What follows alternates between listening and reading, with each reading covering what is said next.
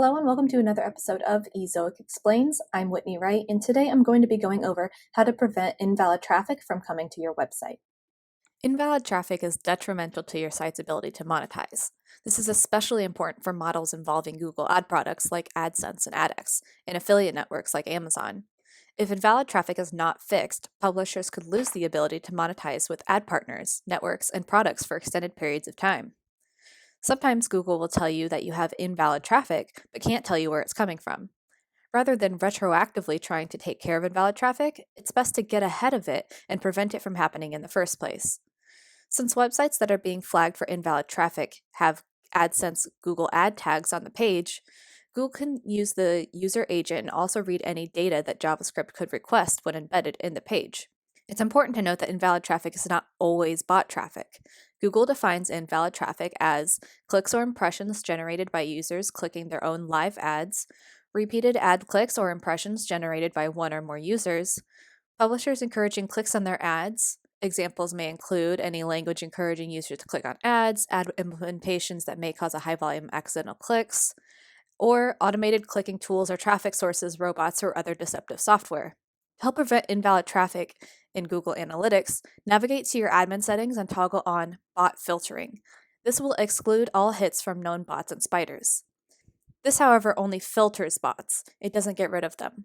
But you can look at your reports from before and after, turning the filter on to try and see where those bots may have been coming from.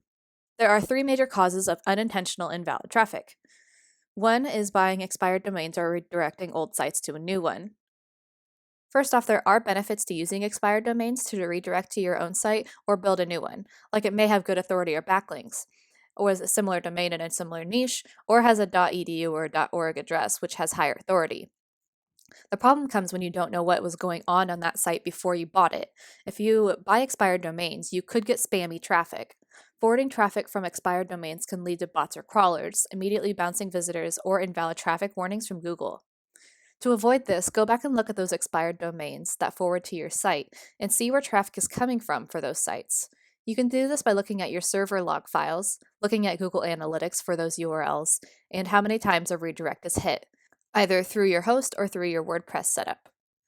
The second thing is being an easy target for hacking.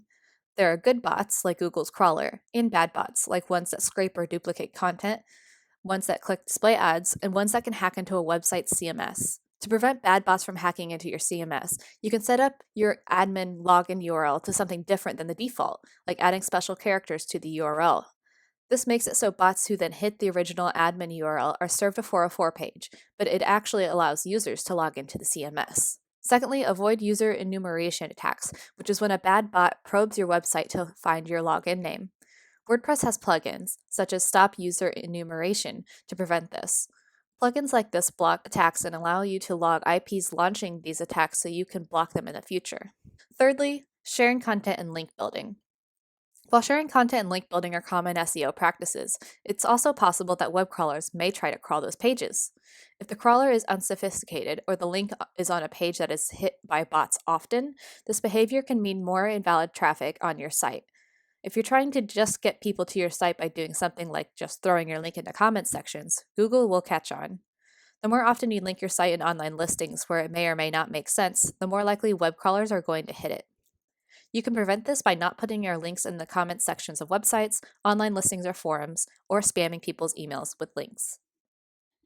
And that's it for this episode of Ezoic Explains. If you liked this video, please subscribe to this channel, subscribe to this playlist. You can find us on LinkedIn, YouTube, Facebook, Instagram, Twitter at ezoic.com and ezoic.com/blog. This has been another episode of Ezoic Explains.